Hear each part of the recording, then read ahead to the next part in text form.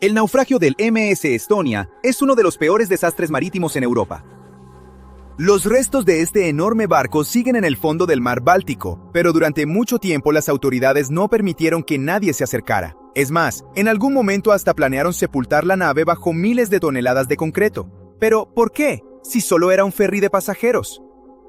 Quizás alguien realmente quería ocultar algún secreto relacionado con el barco. Vamos a intentar descubrirlo. El 27 de septiembre de 1994, el MS Estonia zarpó de Tallinn rumbo a Estocolmo. A bordo iban 803 pasajeros y 186 tripulantes. Desde el inicio del trayecto, el ferry enfrentó dificultades por una tormenta muy fuerte. Sin embargo, las olas altas y los vientos fuertes no eran raros en el mar Báltico en otoño, y la tripulación estaba preparada. Pero cerca de la 1 de la madrugada, algo salió mal. Se escuchó un fuerte estruendo metálico.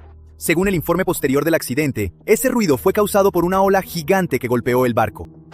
Había algo raro en esa ola. Lo sabrán más adelante. Se escuchó un fuerte estruendo. Después, cerca de la 1 de la madrugada, el visera de proa se levantó, las puertas cedieron y el agua entró a raudales. La tripulación envió una señal, pero el agua llenaba el barco rápido. Cerca de la 1:50 de la madrugada, el Estonia se hundió. De todos los pasajeros, 138 personas sobrevivieron. Una de ellas falleció después en el hospital. La noticia del desastre conmocionó a Europa. Para Suecia y Estonia, fue una de las peores catástrofes en la historia de ambos países, ya que la mayoría de los pasajeros a bordo eran ciudadanos de estas naciones. Pero, ¿qué fue exactamente lo que pasó? ¿Por qué el barco se hundió tan rápido? ¿Qué fue esa enorme ola? Por supuesto, se inició una investigación. Al principio no hubo sospechas, pero luego pasaron cosas extrañas. Estonia, Suecia y Finlandia organizaron la Comisión Conjunta de Investigación de Accidentes, conocida como JAIC. Después de una investigación exhaustiva, la comisión concluyó que el mecanismo de cierre de la visera de proa falló por la presión del oleaje fuerte, provocando que la visera se desprendiera, arrancando la rampa de proa y permitiendo que cantidades enormes de agua inundaran la cubierta de vehículos. Pero, ¿por qué pasó esto? Dijeron que la causa fue un mantenimiento deficiente. Sin embargo, los sobrevivientes aseguraron que todo empezó con un fuerte estruendo. Los seguros no generaron ese sonido. Algo más ocurrió. La gente no solo escuchó la explosión, sino que también la sintieron. Pero por alguna razón, estos testimonios no se incluyeron en el informe. Raro, ¿no? Y eso fue solo el principio. Cuando un ferry está en puerto, su visera de proa hermética se abre para que los pasajeros y vehículos puedan abordar. Esta sección se abrió durante la tormenta y permitió que el agua entrara a chorros. Sin embargo, la visera de proa fue encontrada después a casi 1,5 kilómetros del sitio del naufragio. 6 semanas después del desastre, la sacaron del mar y la escondieron en una base cerca de Estocolmo para investigar. Esa pieza del barco sigue ahí hoy. Las autoridades suecas prometieron que iban a sacar el barco completo del fondo del mar, pero entonces algo pasó y de repente cambiaron de opinión. Luego, en 1995, los gobiernos de Suecia, Finlandia, Estonia, el Reino Unido y varios otros países prohibieron por completo cualquier investigación de los restos. Como castigo, los infractores podían enfrentar 2 años de prisión. Dijeron que era por razones éticas. Según ellos, el sitio es una tumba marítima y nadie debería acercarse por respeto a los ahogados. Pero las decisiones extrañas no terminaron ahí. Las autoridades de Suecia, Finlandia y Estonia incluso decidieron sellar el barco hundido con concreto para que nadie pudiera perturbar los restos ni permitir que los saqueadores llegaran a ellos. Por supuesto, los familiares de los pasajeros estaban indignados. Hicieron reuniones, manifestaciones, protestaron contra la decisión y funcionó. Las autoridades abandonaron el plan de sellar el barco con concreto, pero la prohibición de acercarse sin autorización sigue vigente. Tras la investigación y las declaraciones de los funcionarios, la gente empezó a hablar de teorías conspirativas. El barco quizás llevaba tecnología secreta o información confidencial. Considerando que esta hipotética tecnología iba en un barco de pasajeros, alguien pudo haber querido mantener ese transporte en secreto. Otra versión afirmaba que una especie de cohete submarino impactó el barco, perforó la sección de proa y generó el fuerte estruendo que escucharon los sobrevivientes. Pero, ¿por qué alguien lanzaría un cohete así? Quizás por la carga del barco. Incluso si la embarcación transportaba algo clasificado, ¿hay alguna evidencia que respalde esta versión más allá de las teorías? Sí, hay algunas. En el año 2000, un periodista alemán logró llegar al sitio del naufragio y tomó una muestra del casco del barco hundido. Analizó la pieza y dijo que el metal sufrió fuerzas por una explosión. Sin embargo, otros especialistas de un laboratorio gubernamental descubrieron después que marcas similares podían encontrarse en otros ferries también. Dijeron que no era consecuencia de una explosión, sino el resultado de un tratamiento anticorrosivo especial aplicado al acero. Es difícil saber qué creer, pero había otro detalle. En 2004, 10 años después de la tragedia, la televisión sueca entrevistó a un exoficial de aduanas que había trabajado en el puerto de Estocolmo. Dijo que semanas antes del desastre, 2 cajas fueron transportadas por el puerto en el MS Estonia. El oficial de aduanas quiso saber más sobre la carga, pero sus superiores le ordenaron ignorarla. Eso significa que el barco quizás ya había estado transportando algún tipo de carga secreta, incluso antes de la tragedia. La prohibición de investigar los restos, los testimonios de testigos que no se incluyeron en la investigación, la entrevista del oficial de aduanas y la indignación pública. Todos estos factores eran demasiado importantes como para simplemente ignorarlos y olvidarse del desastre. A pesar de la prohibición, un hombre decidió acercarse al barco. El periodista y cineasta sueco Henrik Evertsson envió una cámara montada en un vehículo submarino y examinó cuidadosamente los restos del MS Estonia. En 2020 estrenó un documental que reveló muchas cosas de las que las autoridades nunca habían hablado. El equipo del director usó un vehículo submarino operado a control remoto que descendió al fondo marino y filmó el barco. Hallaron un gran agujero en el costado del MS Estonia. Los cineastas afirmaron que ese daño no pudo haber sido causado por las olas, por la visera desprendida, ni por el fondo marino. Si el barco hubiera golpeado rocas, podría ser creíble, pero según el director, el sitio del naufragio consistía en arcilla profunda y suave. Concluyeron que un agujero así en el casco pudo haber sido causado por un objeto del tamaño de un pequeño submarino que chocó contra el ferry a alta velocidad. Por supuesto, las autoridades no podían ignorar esta película. Admitieron que era necesario realizar una nueva investigación. Durante 2021 y 2022, las autoridades de Estonia, Finlandia y Suecia organizaron varias inmersiones al sitio del naufragio. Usaron cámaras especiales, escáneres láser en 3 dimensiones y otro equipo avanzado. Luego, un informe preliminar en 23. Declararon que no había señales de colisión entre el barco y otro objeto, ni evidencia de alguna explosión en la sección de proa. También se reportó que la embarcación no estaba en condiciones de navegar al momento de su última salida debido a defectos técnicos. Henrik Evertsson fue arrestado por explorar ilegalmente el naufragio, pero no recibió prisión. En cambio, se le ordenó pagar multas. En 2023 se estrenó un documental televisivo sobre el trabajo de Evertsson.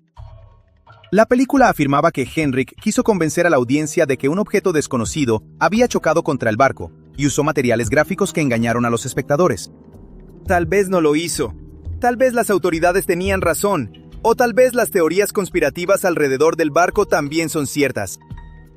Hasta el día de hoy, nadie sabe exactamente qué le pasó al MS Estonia en aquel fatídico día. Hay un tramo de agua que incluso los exploradores más experimentados temen. No importa en qué temporada elijas cruzarlo, corres el riesgo de encontrarte cara a cara con olas que pueden alcanzar la altura del letrero de Hollywood.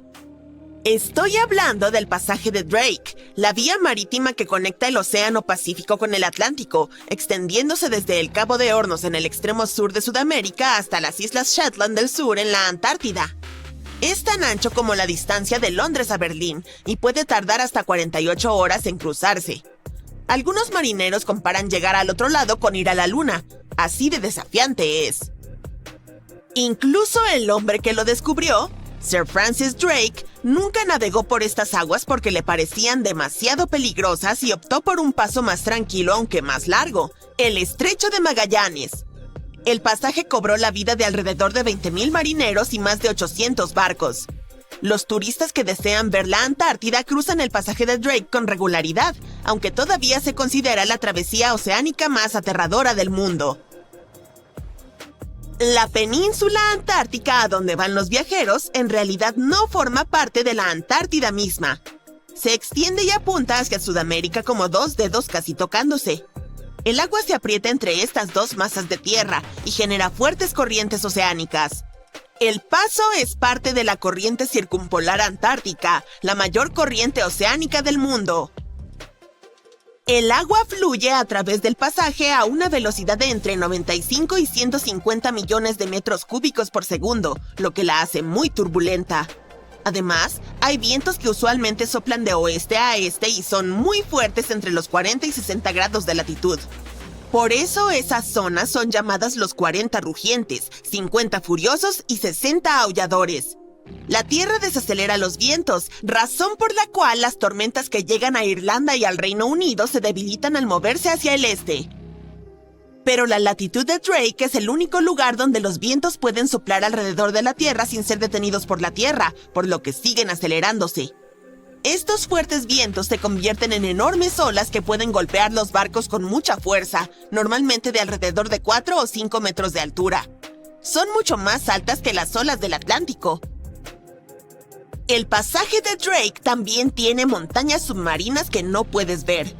La enorme corriente se abre paso por este estrecho pasaje y provoca que las olas choquen contra estas montañas bajo el agua. Estas olas internas crean remolinos que traen agua fría desde el fondo del océano. Así que no solo es agitado en la superficie, el agua es salvaje hasta el fondo. El primer marinero que logró navegar alrededor del Cabo de Hornos y a través del pasaje de Drake fue un holandés, Wilhelm Schouten, en 1616. Pero el intento más famoso de cruzarlo fue llevado a cabo por Sir Ernest Henry Shackleton en su barco llamado Endurance. Él y 27 de sus hombres partieron desde Georgia del Sur con el objetivo de llegar a la bahía de Bassel en la Antártida. Pero las cosas no salieron como planeaba. El 19 de enero de 1915, su barco se quedó atascado en el hielo y en octubre comenzó a hundirse. Acamparon en hielo flotante durante 2 meses antes de navegar en botes salvavidas a un lugar remoto y helado llamado Isla Elefante. Shackleton y 5 hombres hicieron un viaje arriesgado hacia Georgia del Sur para buscar ayuda. Les llevó 15 días cruzar el paso Drake con vientos huracanados. Finalmente llegaron a salvo y organizaron un rescate para el resto de la tripulación. Los científicos encontraron el pecio del Endurance recién en 2022, a 3.000 metros bajo el agua. En diciembre de 2019, 6 valientes atletas decidieron cruzar el pasaje de Drake remando un bote por primera vez en la historia. Les llevó 12 días de remo continuo, con una rotación de remeros cada 90 minutos. Lo lograron, y probablemente fue la manera más difícil posible de cruzar el pasaje. Los atletas mencionaron que estaba frío, mojado y sucio, y las olas los golpeaban como muros. El clima en el pasaje de Drake cambia mucho, pero los capitanes de barcos siempre pueden preverlo y rotar su rumbo. Pueden adelantar la hora de salida para tener un margen de seguridad y no quedarse atrapados en medio del pasaje en las peores condiciones. A veces, el viaje es suave y tranquilo, y lo llaman Lago Drake. Otras veces, los marineros sienten olas agitadas y se llama Batido Drake. Algunos capitanes experimentados que cruzan a menudo el paso dicen que el efecto Lago Drake ocurre una vez cada 10 cruces y experimentan el Batido Drake 1 o 2 veces cada 10 viajes. Un balandro o un kayak probablemente no sobrevivirán el viaje entre olas gigantes, pero las embarcaciones modernas y los cruceros tienen cascos resistentes y mecanismos de estabilización avanzados. Así que el viaje ya no es tan peligroso. Pero aún así es toda una aventura, especialmente si te mareas. Si no te apetece arriesgarte, pero deseas viajar del Océano Pacífico al Océano Atlántico por agua de manera rápida, el Canal de Panamá te está esperando. La gente comenzó a pensar en crear un pasaje acuático a través de Panamá en el siglo XVI. En aquel entonces, un explorador español descubrió que solo un delgado tramo de tierra separaba los dos océanos. Pero parecía imposible construirlo debido a las montañas y la densa jungla, por lo que la idea tuvo que esperar un par de siglos. Finalmente, en 1880, Francia, liderada por el hombre que concretó el Canal de Suez en Egipto, intentó construir el canal. Pero las personas que comenzaron la construcción pronto descubrieron que era mucho más difícil de lo que parecía en el mapa. La tierra de Panamá era uno de los lugares más difíciles y peligrosos para cavar una gran vía acuática. Los trabajadores tenían que mover literalmente enormes montañas en una jungla llena de serpientes, donde hacía muchísimo calor y llovía intensamente. Durante la temporada de lluvias, las fuertes precipitaciones convertían los ríos en rápidos salvajes y empapaban a los trabajadores. A veces, no veían el sol por 2 semanas y sus ropas permanecían mojadas todo el tiempo. Grandes rocas caían y diminutos mosquitos que portaban malaria enfermaban gravemente a la gente. Y luego sucedió un terremoto. Estaban perdiendo miles de personas. Por eso, Francia decidió abandonar el proyecto después de 7 años. Luego, Estados Unidos compró los activos franceses en la zona del canal y lo terminó en 1914.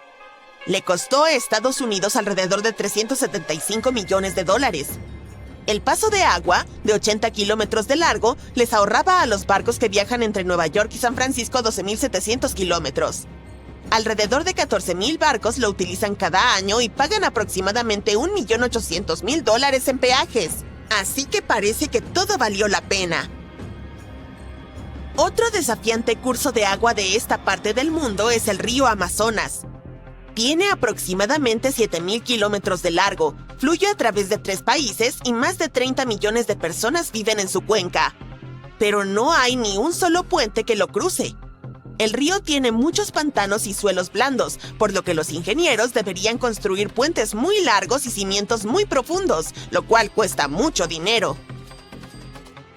Construir puentes sobre aguas profundas es complicado, pero en otros lugares del mundo, los ingenieros pueden utilizar cosas como plataformas flotantes para ayudar. El cauce del río y los niveles de agua cambian mucho durante el año. En la estación seca, de junio a noviembre, el río suele tener entre 3 y 9 kilómetros de ancho. Pero en la temporada de lluvias, de diciembre a abril, el río puede llegar a medir hasta 48 kilómetros de ancho y el nivel del agua puede subir hasta 15 metros. Por eso no se pueden construir puentes flotantes ni pontones. Las riberas están compuestas de tierra blanda que se mueve y se erosiona con las estaciones, lo que hace las cosas aún más difíciles. Tendría que ser un proyecto absolutamente único para superar todos estos desafíos. Por suerte, no hay una necesidad urgente de un puente sobre el Amazonas en este momento. El río mayormente atraviesa zonas poco pobladas, por lo que no hay tantas carreteras principales que necesiten ser conectadas por puentes. En algunas regiones del Océano Pacífico los barcos se hunden con mucha facilidad, lo que causa temor en los navegantes. Aunque hay muchas rutas en esa zona, existen algunas que pocos se atreven a cruzar porque atravesarlas puede significar enfrentarse a fuerzas de la naturaleza extremadamente peligrosas. Si necesitas viajar de Asia a América en barco, la ruta más evidente sería la más corta y rápida, es decir, una línea casi recta bajo el Océano Pacífico Norte. Sin embargo, es mejor evitar cruzar este lugar y optar por rutas más largas y costosas, pero mucho más seguras.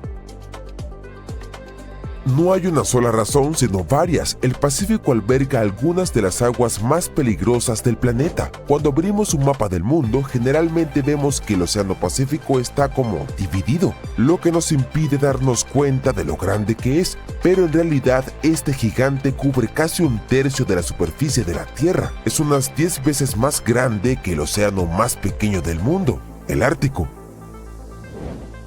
En otras palabras, al cruzarlo, las probabilidades de quedar aislado de cualquier masa terrestre son muy altas, y en casos de emergencias, fallas mecánicas o tormentas, la ayuda podría tardar días o incluso semanas en llegar. Esto aumenta significativamente el riesgo de accidentes graves, la posibilidad de pérdida de carga y, en casos más graves, algo aún peor.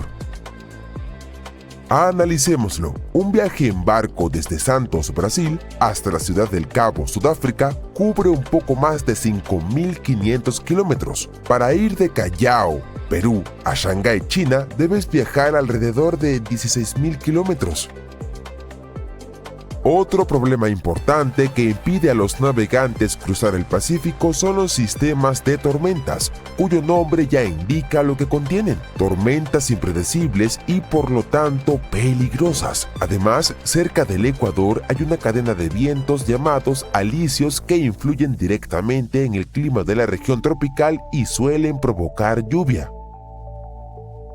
Los vientos alisios son vientos fuertes y constantes que actúan como un remolino que gira sin detenerse, y aunque son muy importantes para la naturaleza ya que distribuyen la humedad a través de los bosques e incluso influyen en la formación de desiertos, presentan un problema: su intensidad varía según la estación.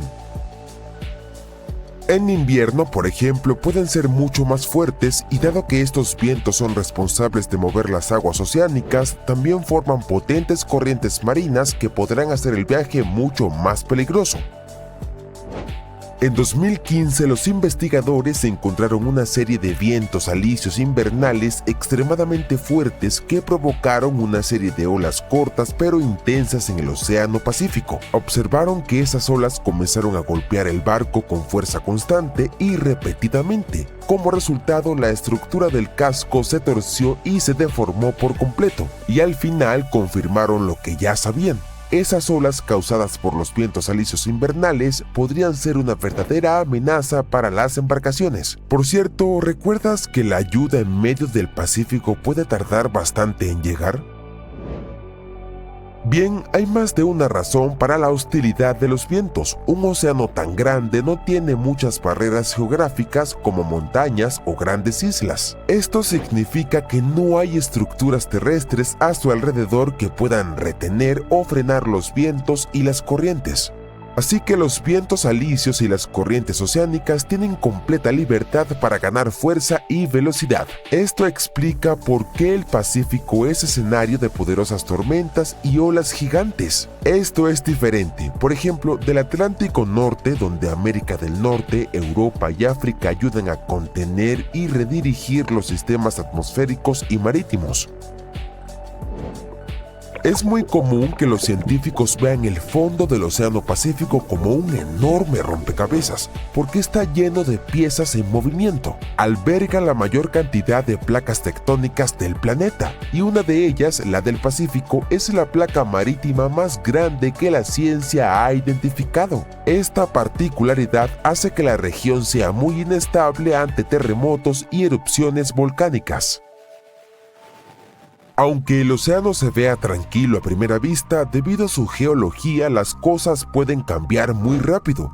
Esto lo hace impredecible y traicionero. Por ejemplo, en 2020, el buque de carga Oneapus estaba cruzando el océano a 2.500 kilómetros al noreste de Hawái, cuando quedó atrapado en una tormenta torrencial. Como resultado, más de 1.800 contenedores se dañaron al caer al fondo del mar. Cientos más se cayeron en la cubierta y se convirtieron en un verdadero dominó de acero por la fuerza del viento. El capitán logró dirigir el barco hacia Japón. El viaje duró una semana y recién llegar allí comprendieron la magnitud de la pérdida.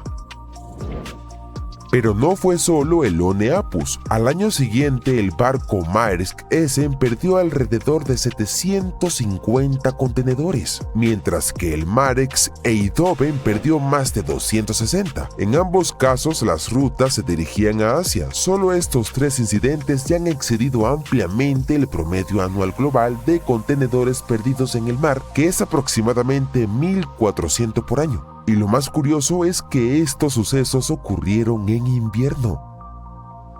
Hablando de invierno, fue en el invierno del 2020 cuando el Pacífico hizo historia. Los científicos registraron una ola de 18 metros de altura en el océano, lo cual equivale a la altura de un edificio de 5 o 6 pisos. En general, una ola se considera gigante o extrema cuando tiene más del doble de altura que las otras a su alrededor. Sin embargo, esta fue casi 3 veces más grande que el resto.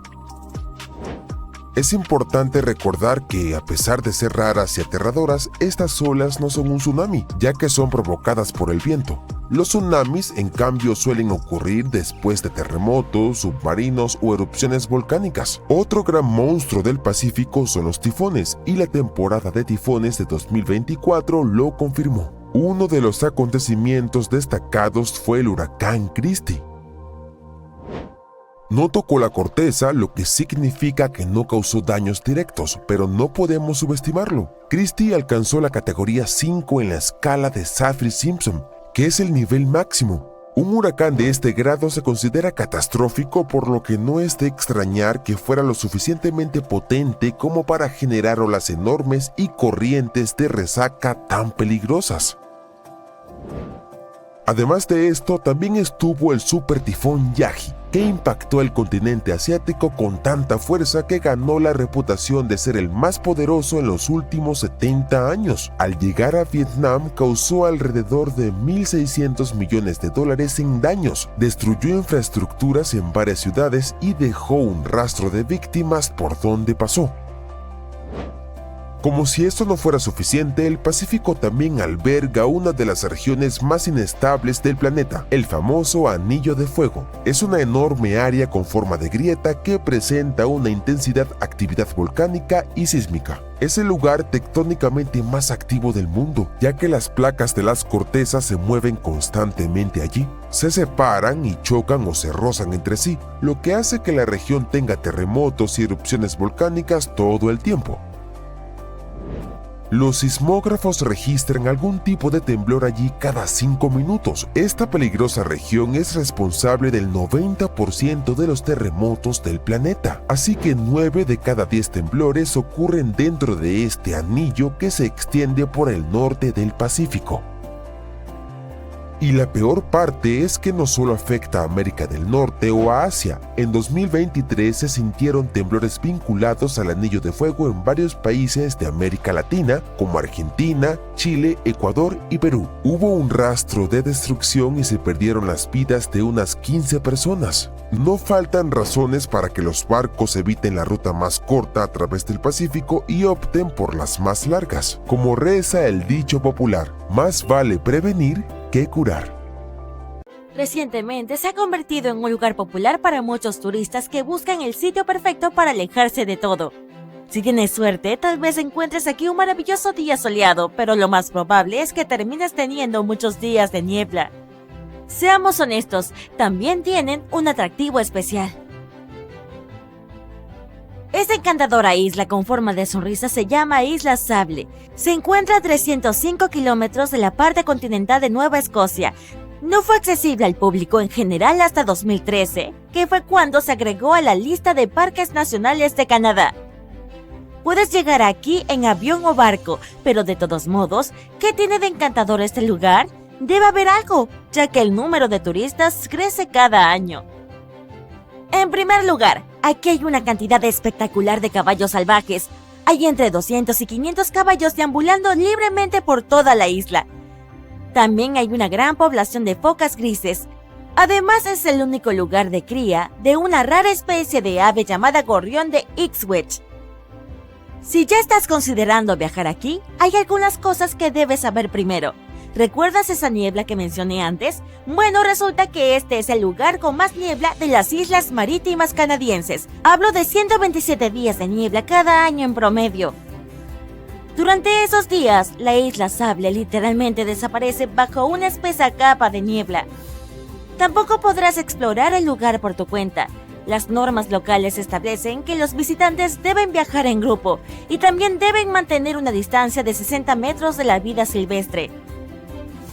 Tan encantador como puede ser este lugar, guarda un oscuro secreto escondido debajo de las dunas de arena, y no tiene nada que ver con las hermosas criaturas que viven aquí o con la vegetación única de la isla. Además de ser conocida por sus caballos y focas, la Isla Sable es famosa por una abrumadora cantidad de naufragios. A lo largo de los años, alrededor de 350 barcos se han hundido aquí, en estos bancos de arena. Cuando los sobrevivientes describieron sus experiencias, mencionaron las duras condiciones climáticas que había cerca de esta misteriosa isla. La isla también se abrió camino en la literatura cuando se describió en un libro llamado La tormenta perfecta, que fue escrito por Sebastian Junger y publicado en 1997. El libro tuvo tanto éxito que luego fue adaptado para la pantalla grande en 2000, con George Clooney en el papel principal. El primer naufragio registrado cerca de la Isla Sable se remonta a 1583. El barco se llamaba HMS Delight y estaba bajo el mando del aventurero y explorador británico Sir Humphrey Gilbert. Solo 17 personas lograron sobrevivir a la catástrofe escapando en un pequeño bote. Los registros mencionan que pasaron 7 días en el mar antes de llegar a las costas de Terranova. En 1884, otro navío llamado de Nicosia también luchó en la espesa niebla. El barco quedó completamente destruido, pero afortunadamente los 18 miembros de la tripulación lograron sobrevivir. El hijo del capitán casi se pierde en el mar cuando el bote salvavidas al que estaba subiendo volcó. De alguna manera logró permanecer debajo del bote, que estaba completamente sumergido. Finalmente logró emerger del agua y fue rescatado por segunda vez. Entre los años 1947 y 1999 hubo una relativa tranquilidad en la isla. Sin embargo, en 1999 un yate llamado The Merrimack encalló cerca de la costa de la isla alrededor de las 2 de la madrugada del 27 de julio. El bote de fibra de vidrio de 12 metros tenía una tripulación de solo 3 personas. Unos trabajadores de exploración de gas natural que por suerte no estaban muy lejos los rescataron. La tripulación logró volar a salvo a Halifax al día siguiente. El dueño del Merrimack trató de recuperar su bote contratando a un pescador local. Desafortunadamente, esta operación no tuvo éxito, ya que solo se salvaron los accesorios del yate. La arena y las olas no tardaron más de 6 semanas en aplastar y romper por completo el casco del Merrimack. Entonces, ¿qué tiene este lugar que es tan peligroso para los barcos? ¿Tiene algo que ver con el clima? ¿O tal vez haya otras fuerzas? La explicación resulta ser un poco más compleja y no fue fácil de encontrar, al menos no en el siglo XVI.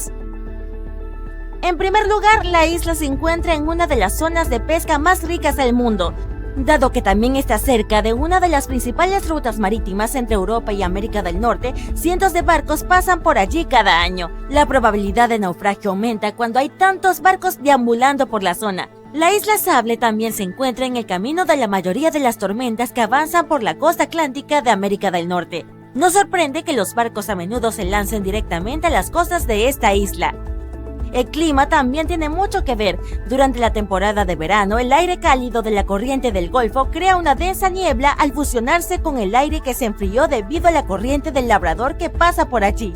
La isla Sable está al lado del punto de encuentro de 3 corrientes oceánicas principales: la corriente del Golfo, la corriente del Labrador y la corriente de Bear Isle. Desde la década de 1950, los radares y otras herramientas de navegación modernas también se han utilizado en embarcaciones comerciales. Hasta entonces, el sextante era el principal instrumento utilizado para averiguar la ubicación de un barco.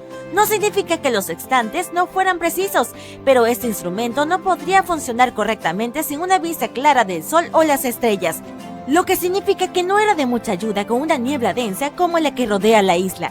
A menudo durante el mal tiempo, el capitán navegaba confiando en su experiencia e intuición y en función de la velocidad y la dirección del barco.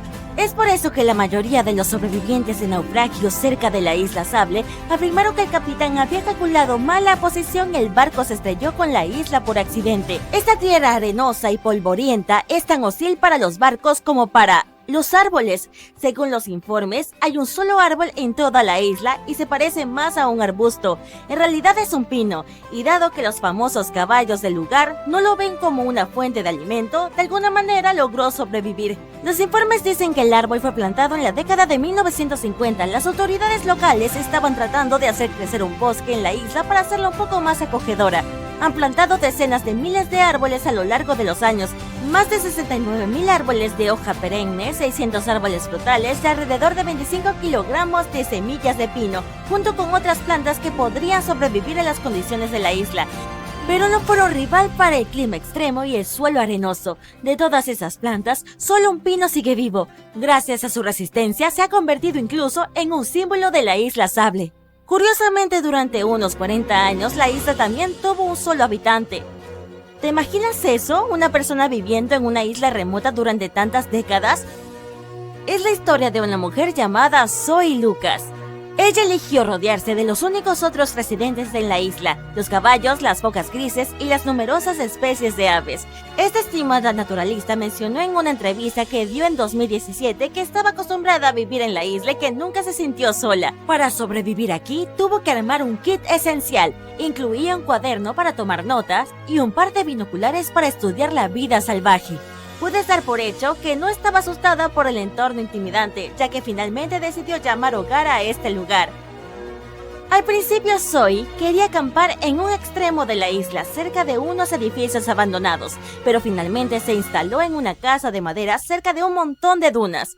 Una institución canadiense llamada Servicio Meteorológico de Canadá armó esta construcción simple en la década de 1940. Force Canada opera el edificio en estos días. El trabajo de Zoe incluyó la recopilación de la mayor cantidad posible de datos sobre la población de caballos. Estos datos podrían ayudar a comprender mejor cómo lograron adaptarse al entorno hostil. También colaboró recogiendo los escombros que han llegado hasta la orilla para medir la contaminación. Entre toda la basura que recogió había un frigorífico y un cajón lleno de pimientos frescos. Algunos otros especialistas finalmente comenzaron a trabajar en turnos rotativos en la Isla Sable para ofrecerle a la valiente mujer un poco de compañía de vez en cuando. Estás relajándote en Hawái, en la isla de Oahu. Un amigo te llama. Hola, yo también estoy aquí. Encuéntrame en Maui. Genial. Pero, ¿cómo puedes llegar allí? Tu primer pensamiento probablemente sea tomar un ferry. Pero eso es imposible. Hawái es un lugar bastante único. Es el estado más caro para vivir. Tiene su propio idioma oficial además del inglés y es el único estado estadounidense compuesto enteramente por islas. Hawái tiene un total de 137 islas. 8 son las principales, pero solo 6 están abiertas a los turistas. Y la distancia entre estas probablemente sea mayor de lo que uno esperaría. Por ejemplo, la distancia entre Oahu y la Isla Grande es de alrededor de 298 kilómetros, que es aproximadamente la misma distancia que hay de Chicago a Indianápolis. Podrías sorprenderte al saber que no puedes hacer ese viaje en barco. De hecho, el único sistema de ferries que realmente transporta pasajeros en Hawái opera entre Maui y Lanai. Eso es todo. Así que tu única opción para viajar entre islas es en avión. Honestamente, es un poco sorprendente, en especial si se considera cuántas personas visitan Hawái cada año. El turismo prácticamente impulsa su economía. Y solo en los primeros 8 meses de 2024, más de 6 millones de personas visitaron sus hermosas playas. Sabiendo eso, esperaríamos que Hawái estableciera un buen sistema de ferries para facilitar que los visitantes se desplacen, al igual que en Grecia. Esto probablemente incrementaría aún más el turismo, lo que aportaría más dinero al estado. Pero créeme, las autoridades y las empresas privadas también lo saben. De hecho, ya lo han intentado. Los ferries fueron un gran medio de transporte en Hawái desde el siglo XIX hasta la década de 1950. Desde entonces, ha habido algunos intentos de restablecer un servicio de ferries, pero lamentablemente, todos han fracasado. Uno de los mayores intentos fue el Hawaii Super Ferry, que buscaba ofrecer un servicio de embarcación rápido y económico entre islas. Podía transportar casi 900 pasajeros e incluso permitirles llevar sus propios automóviles. La prueba inicial comenzó en 2007 y la gente estaba emocionada, pero se convirtió en un gran fiasco. Surgieron un montón de problemas legales y ambientales, como preocupaciones sobre el impacto en la vida marina, en especial en las ballenas. Los tribunales decidieron que el ferry no había pasado por las revisiones ambientales adecuadas y eso causó muchos problemas. Para 2009, después de montones de protestas y contratiempos, tuvieron que cerrarlo. Si surge un proyecto como este de nuevo, probablemente fracasará una vez más. Y hay algunas razones por las cuales es casi imposible establecer un sistema de transportador regular allí. Comencemos hablando sobre las aguas agitadas de Hawái. Son profundas y salvajes. Toma como ejemplo el canal Alenuihaha. Es un tramo de 48,3 kilómetros que separa Maui de la Isla Grande. Su nombre significa Canal de las Grandes Olas que Rompen y hace honor a su nombre. Tiene más de 1,820 metros de profundidad, lo que lo convierte en uno de los tramos de agua más peligrosos del mundo. Además, el viento allí es extremadamente fuerte, el más veloz en las aguas costeras de Hawái. Pero no es más fácil en el resto del archipiélago. Toda la región es golpeada por tormentas del Pacífico hacia el norte, lo que envía grandes olas que chocan contra las islas y hace que las aguas sean agitadas e impredecibles. Las marejadas pueden venir de 3, 4 o incluso más direcciones. Esto hace que el mar se sienta realmente revuelto. Alguien que no esté acostumbrado a tomar ferries definitivamente encontraría eso, bueno, incómodo, por decirlo menos. Para enfrentar mares agitados como estos, los transbordadores tienen que ser realmente grandes y fuertes. Sin embargo, eso también los hace más caros y difíciles de operar que los de lugares como Alaska o el estado de Washington. Otra razón por la que es tan difícil establecer este sistema hoy en día tiene que ver con la vida marina. Un barco grande que se mueve a través de aguas poco profundas al atracar podría dañar gravemente el ecosistema local. Además, está el problema de que las rutas marítimas también son los caminos de migración de muchos animales marinos, como las ballenas jorobadas y los delfines giradores. No hay que olvidar que los servicios de ferry pueden facilitar la propagación de plantas y animales dañinos, lo que los expertos llaman especies invasoras.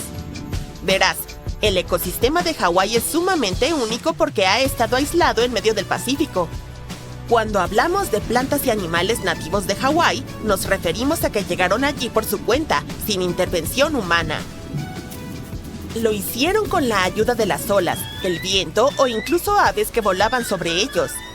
Pero eventos como estos son sumamente raros, por lo que durante más de 70 millones de años, sus plantas y animales no tuvieron que lidiar con competencia externa. Eso los hizo realmente frágiles. Entonces, llevar nuevas especies puede ser un gran problema, porque podrían terminar dañando el medio ambiente. Hawái ya ha estado luchando contra especies invasoras como las hormigas de fuego, las ranas coquí y la miconia, una planta de rápido crecimiento de Sudamérica que invade los bosques nativos. La gente allí se preocupa de que los ferries, que transportan coches y carga entre las islas, puedan propagar accidentalmente aún más a estos invasores. Como mencionamos al principio del video, las largas distancias entre sus tierras tampoco ayudan mucho. Por ejemplo, viajar en barco desde Oahu hasta la isla grande de Hawái te tomaría alrededor de 30 horas, y eso sin hacer paradas.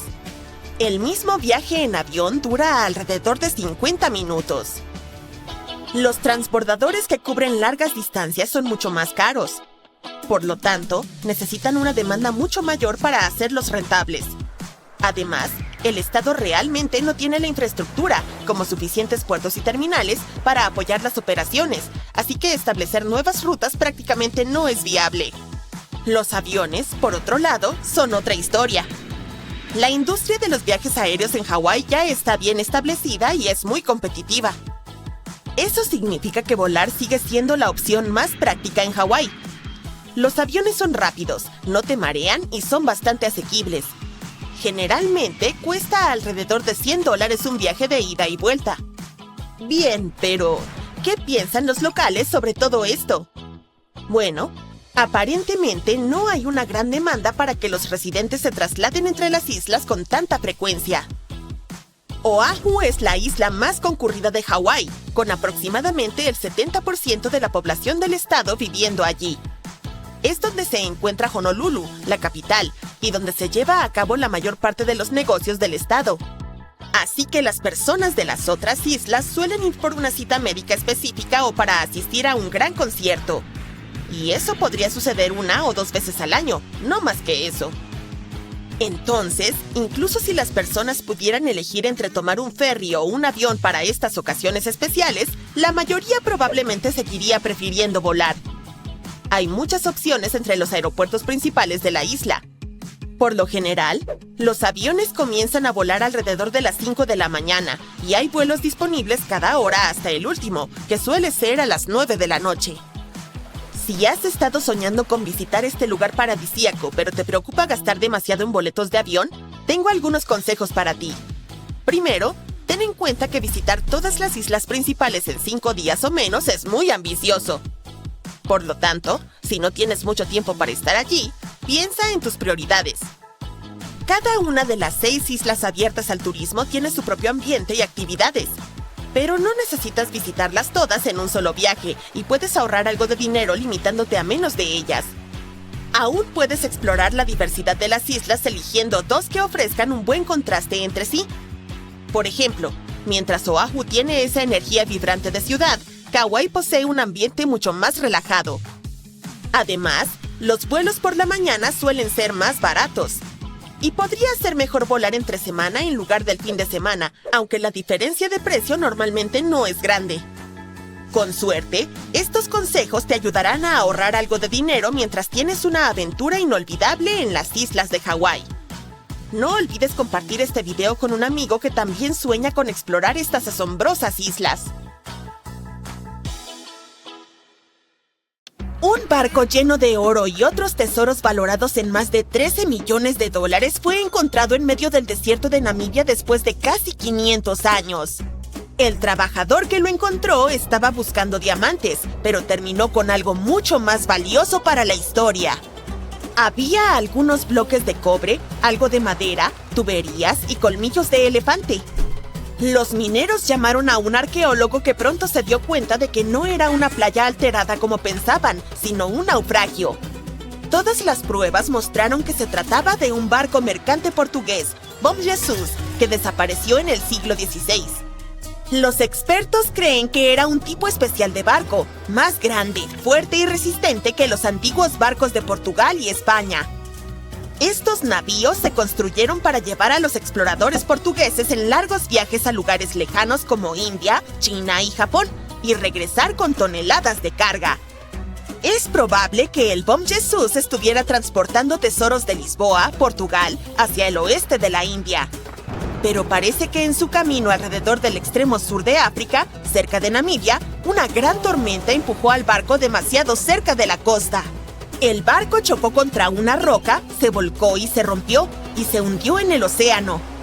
Los arqueólogos encontraron un tesoro del cofre del capitán bajo el agua, que probablemente se cayó cuando se rompió el casco de madera.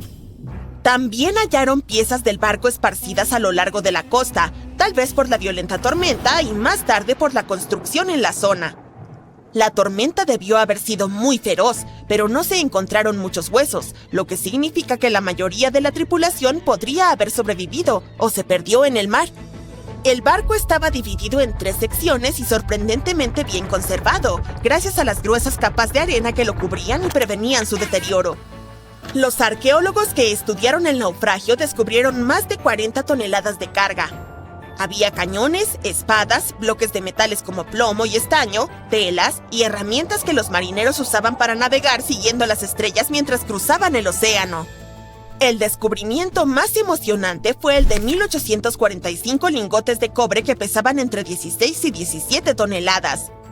Estos lingotes de cobre, de metal puro, están todavía en excelentes condiciones porque el casco del barco y las capas de arena los protegieron del agua del océano. Los científicos incluso lograron leer las marcas comerciales que tenían y descubrieron que fueron fabricados por una compañía comercial alemana muy rica. También había más de 2,000 monedas brillantes de oro y plata de diferentes países, de acuñación portuguesa, veneciana, francesa y morisca, y 105 colmillos de elefante enormes que pesaban alrededor de 2 toneladas. Los colmillos probablemente estaban destinados a convertirse en artículos de lujo en el destino. Los arqueólogos tomaron algunas muestras de ADN de los colmillos y descubrieron que provenían de elefantes de bosques y sabanas de África Occidental. Los investigadores tuvieron suerte de que el barco fuera encontrado en una zona restringida de extracción de diamantes. No hubo carroñeros que pudieran apoderarse de los tesoros.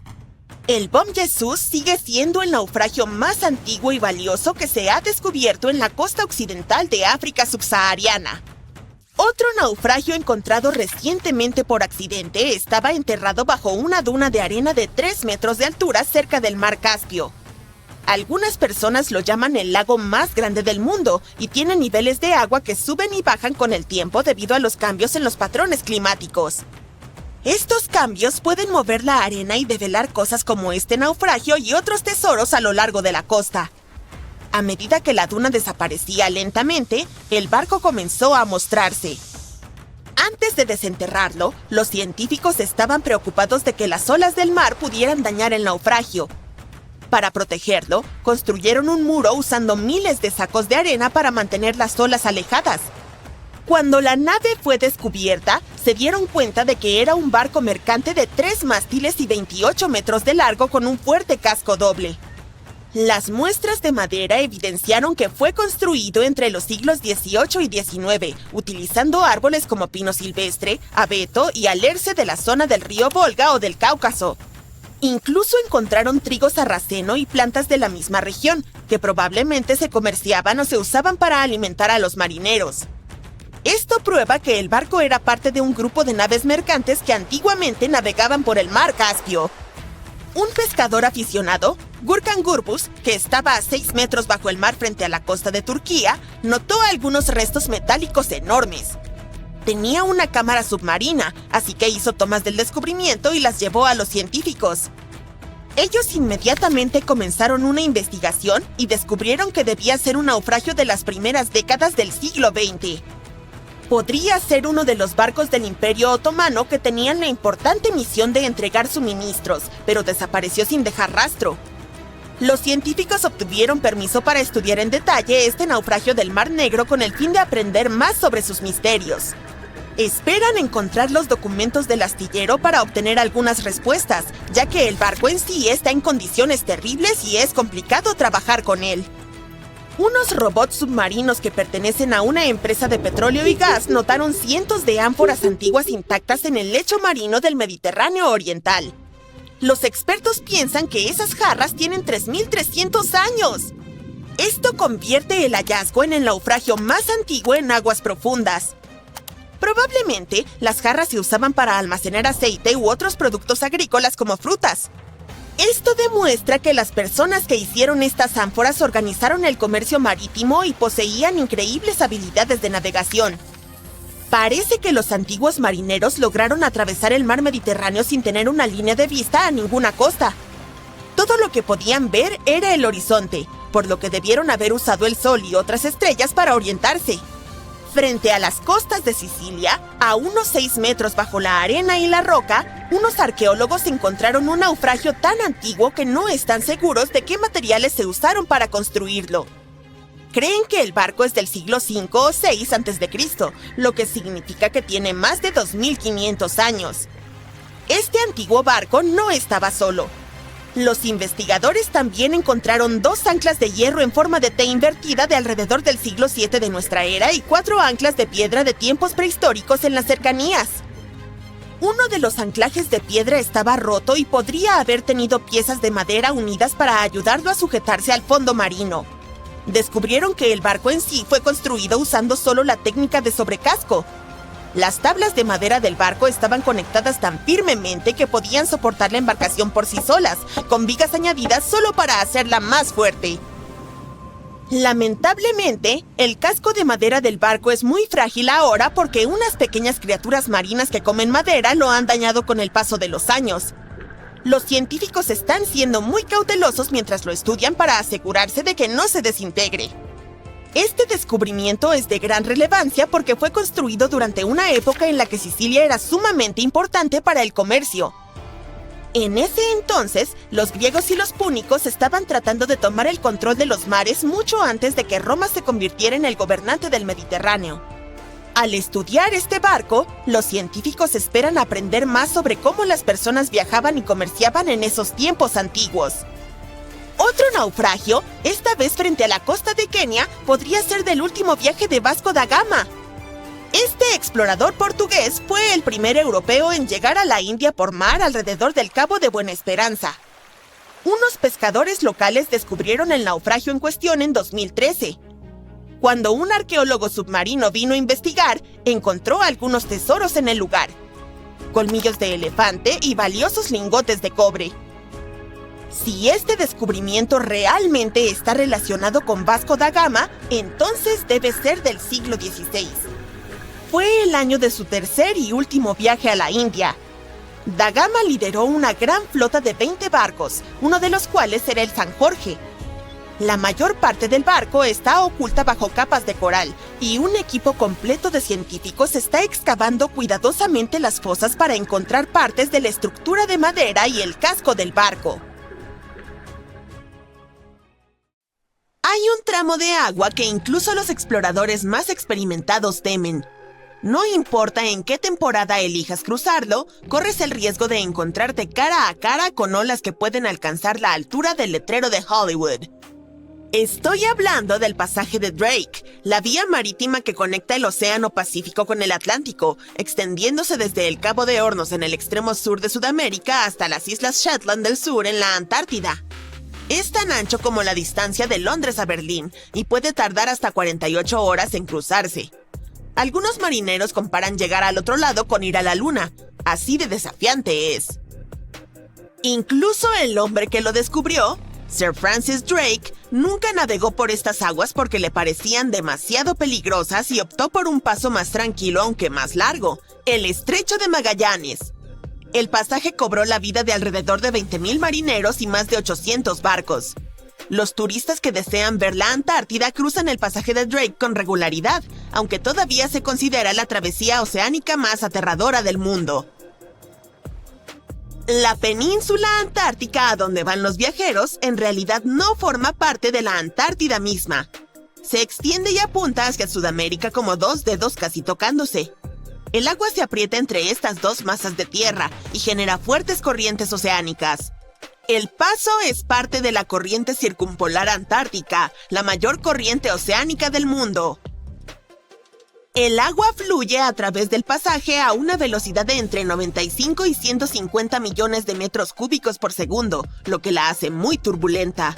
Además, hay vientos que usualmente soplan de oeste a este y son muy fuertes entre los 40 y 60 grados de latitud.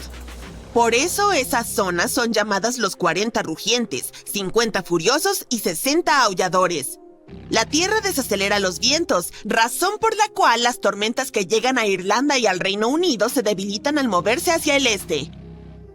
Pero la latitud de Drake es el único lugar donde los vientos pueden soplar alrededor de la Tierra sin ser detenidos por la Tierra, por lo que siguen acelerándose. Estos fuertes vientos se convierten en enormes olas que pueden golpear los barcos con mucha fuerza, normalmente de alrededor de 4 o 5 metros de altura. Son mucho más altas que las olas del Atlántico. El pasaje de Drake también tiene montañas submarinas que no puedes ver. La enorme corriente se abre paso por este estrecho pasaje y provoca que las olas choquen contra estas montañas bajo el agua. Estas olas internas crean remolinos que traen agua fría desde el fondo del océano. Así que no solo es agitado en la superficie, el agua es salvaje hasta el fondo.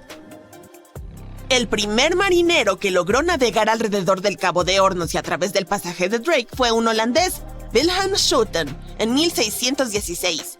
Pero el intento más famoso de cruzarlo fue llevado a cabo por Sir Ernest Henry Shackleton en su barco llamado Endurance.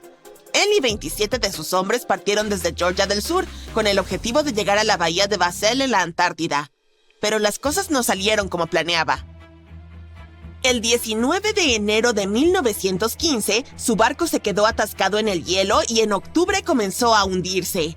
Acamparon en hielo flotante durante 2 meses antes de navegar en botes salvavidas a un lugar remoto y helado llamado Isla Elefante. Shackleton y 5 hombres hicieron un viaje arriesgado hacia Georgia del Sur para buscar ayuda. Les llevó 15 días cruzar el paso Drake con vientos huracanados. Finalmente llegaron a salvo y organizaron un rescate para el resto de la tripulación. Los científicos encontraron el pecio del Endurance recién en 2022, a 3,000 metros bajo el agua. En diciembre de 2019, 6 valientes atletas decidieron cruzar el pasaje de Drake remando un bote por primera vez en la historia. Les llevó 12 días de remo continuo, con una rotación de remeros cada 90 minutos. Lo lograron, y probablemente fue la manera más difícil posible de cruzar el pasaje. Los atletas mencionaron que estaba frío, mojado y sucio, y las olas los golpeaban como muros.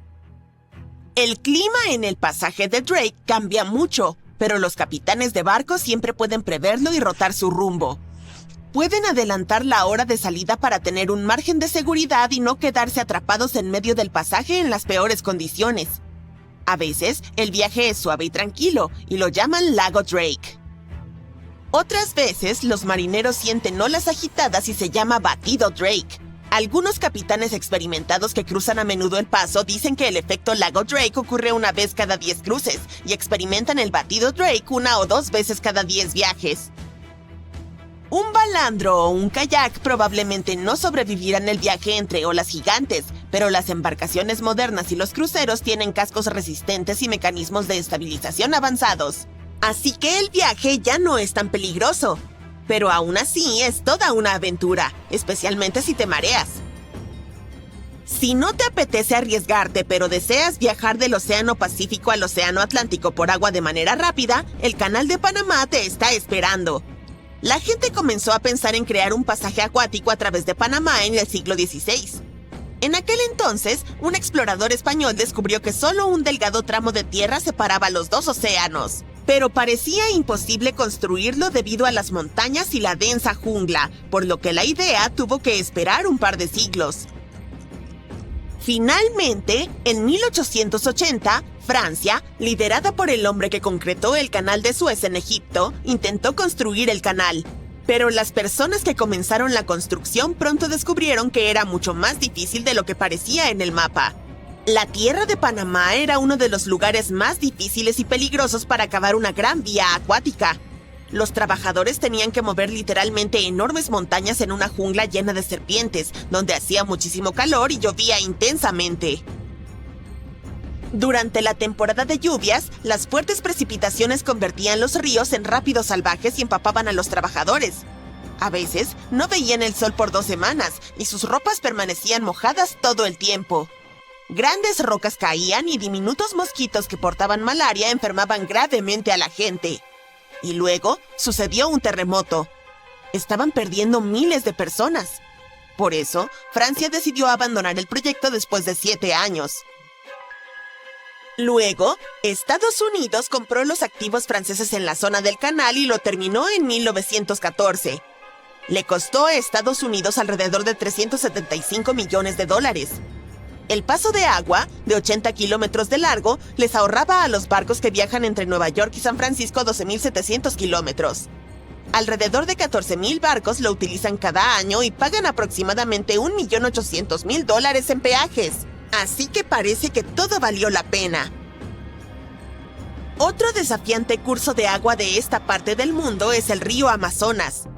Tiene aproximadamente 7,000 kilómetros de largo, fluye a través de 3 países y más de 30 millones de personas viven en su cuenca. Pero no hay ni un solo puente que lo cruce.